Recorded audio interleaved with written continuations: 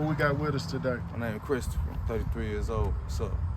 Tell us about yourself, man. Give us some background on you, Mr. Christopher. Yeah, well, I grew up in North St. Louis, man. I'm from Walnut Park, but I moved over here when I got out of jail. You know what I'm saying? I started living with my uncles around the time my mama died about 4 years ago. So, you know how it goes as a man, bro. Your daddy gonna make you get out here and get it. Your daddy ain't gonna give you nothing. It ain't nothing like your mama. But after a while, you know what I'm saying, your mother will be like that. So, but man, how I grew up, man, I grew up with a father that was a cook my whole life, you know what I'm saying? He used to work at Toothers, if anybody know what Toothers is. Be a drive-in theater across the street and all that. My mother used to work in hospitals and stuff as a kid before she got heavy on drugs. And so my dad and mom split up or whatever, and I wound up with my stepmom, stayed in Overland, Missouri, went to Renton High School. You know how that went, you know what I'm saying? I grew up with a white woman, so it was kind of a little different. And, you know, and I ain't gonna get too much into that, but it was a cool little lifestyle. I mean, I ain't gonna say it was easy though, you know what I'm saying? But, I mean, I was all right. You know, I went to Hempstead Elementary on the north side as a kid. I'm from Sheridan, you know, and what did your mom and dad teach you growing up, or what did you learn from them? What I learned from my father was to always go get it, man. You know what I'm saying? What I learned from my mother was don't never be ashamed of who you are and what you do. You know what I'm saying? Because somebody always got something to say, regardless. I could be the richest man ever. If I don't give them nothing, they're gonna have something bad to say about me. As long as you constantly feeding the person, they act like your best friend. But honestly, tell you the truth, it'd be the person that you helping the most that hates you. You know what I'm saying? That's what my father taught me growing up. Of course, taught me how to cook and clean for myself, so I don't ever have to sit in the house and be like, oh, I need a woman to do this and do that. And, you know, man, and another thing I learned is, you know, from my granny, ain't nothing that bad, man. You can all see anything that you're going through. You know what I'm saying? A lot of these people fall down. I see a dude sleeping on the bench on West Florissant over there in Ferguson. I stayed in Ferguson when Mike Brown stuff happened. And this dude just gave up on his life, man. And I'm just like, hey, bro, you know, you act like you didn't wake up today. You got tomorrow, you got the next day, you got that day, you got that day, you got a chance to get it right, man. But a lot of these guys, you know, out here, I know they get strung out on things. I had a problem before, I ain't afraid to admit it, you know what I'm saying? And a lot of these guys now I thought was my friends, so what I'm trying to get to y'all is that once you're not working with the devil no more, man, he don't help you. He don't reach his hand out to help you nothing. You know what I'm saying? Everybody in their mama steady trying to get me to, you know, do this or do that or be this or you ain't gangster no more. Hey man, what has being gangster ever got me, bro? Besides nothing. You know what I'm saying? So, other than that, man, I'm grateful for my life, man. I'm grateful to still be here. You know what I'm saying? And meet good people. Because I was just in the wrong crowd for the most part, man. A lot of the people that you thought was your friend, just because a nigga buy you a beer, give you a cigarette, that ain't your partner, bro. You know what I'm saying? Like, that ain't your friend. The friend is encouraging you to do wrong out here. Or think it's cool to be a gang member. Everybody want to sell weed now. Everybody can't be the drug man. Everybody can't be a thug. Everybody can't be a gang member. Be yourself, bro. And don't try to be like your uncle or your auntie or whoever come from a certain block. Just because they from that block, that don't mean your ass from that block. You know, it's just, little dudes wake up, man. The problems you was dealing with, Mr. Chris, who introduced you to them problems and how did you overcome them? Introduced to them problems, man. The toxic substances, whatever you was dealing with, who introduced you to that and what gave you the strength to pull yourself out of that? A lot of certain people that my mom hung with that I thought was cool. You know what I'm saying? Older guys, you know how you grew up and they always want to tell you, this your uncle or this and that person no relation to you. You know what I'm saying? I grew up listening to a lot of friends that my mother told me to stay away from. But what built the strength for me to get out of it is when my own mother died from it. And I seen the own people that she thought was her friend snake her out. So in my head, when, you know, I seen that she passed away, none of these people was at her funeral. None of these people didn't care. These people see me to this day, and they would not even speak to me like they didn't grow up with me as a kid. You know what I'm saying? So what brought me the strength to seeing my own mother die and meeting my wife? Well, actually having my kids for the first time. That's when I stopped gang banging and all that, man. It's been 14 years. You know what I'm saying? 14 years of being off the street.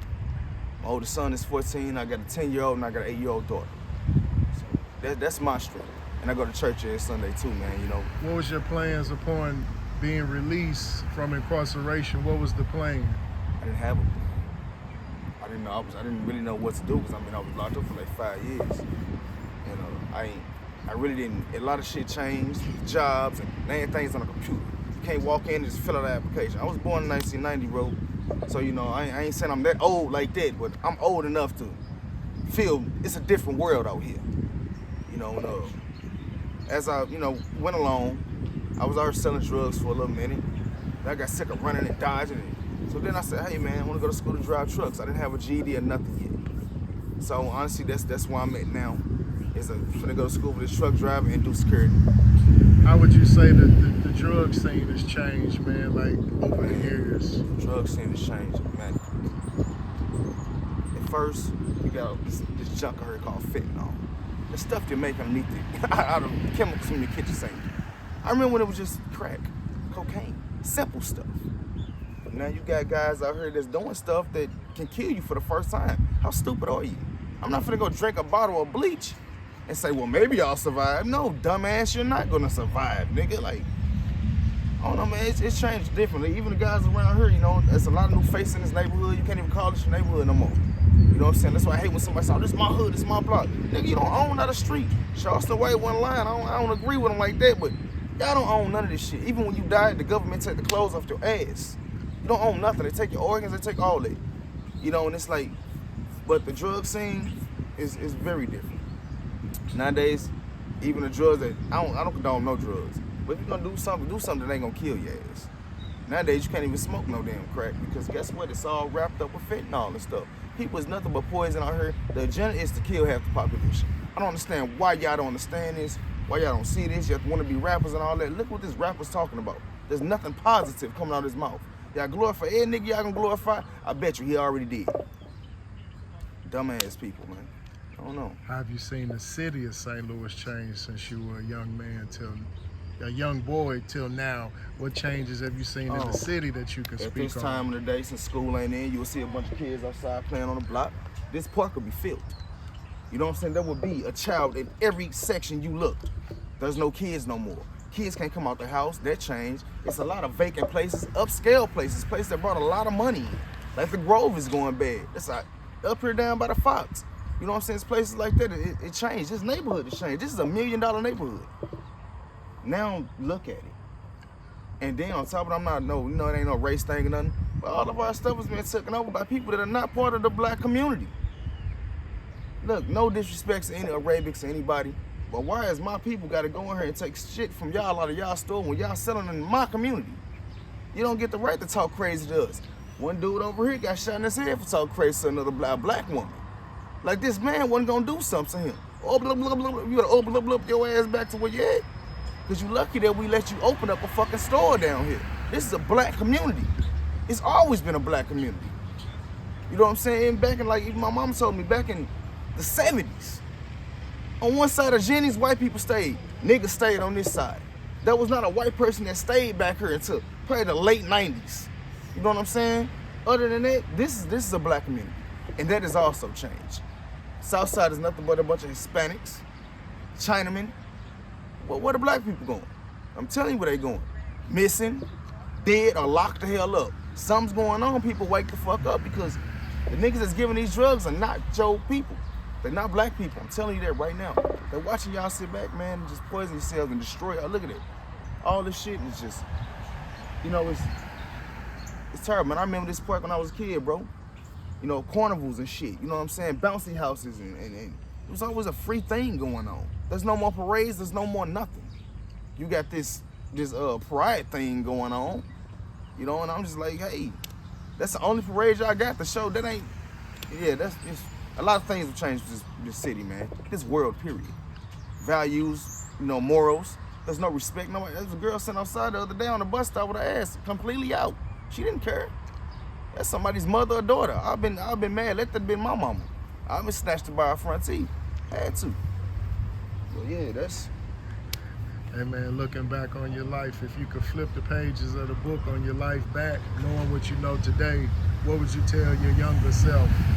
Tell my younger self to stay away from these knuckleheads out here. Put down that motherfucking that G-Unit DVD, nigga, and get your ass back in the third period. That's what I said, nigga. You can't pass. The only thing you passing is lunch and gym. Come on, man. Now that I'm older, history was actually fucking fun. You think you a gangster? You like all that glory and all that? How much killing they did, this and that, plunging, pillaging? Man, history is amazing. Learn your stuff, man. Learn who you are. Learn your people.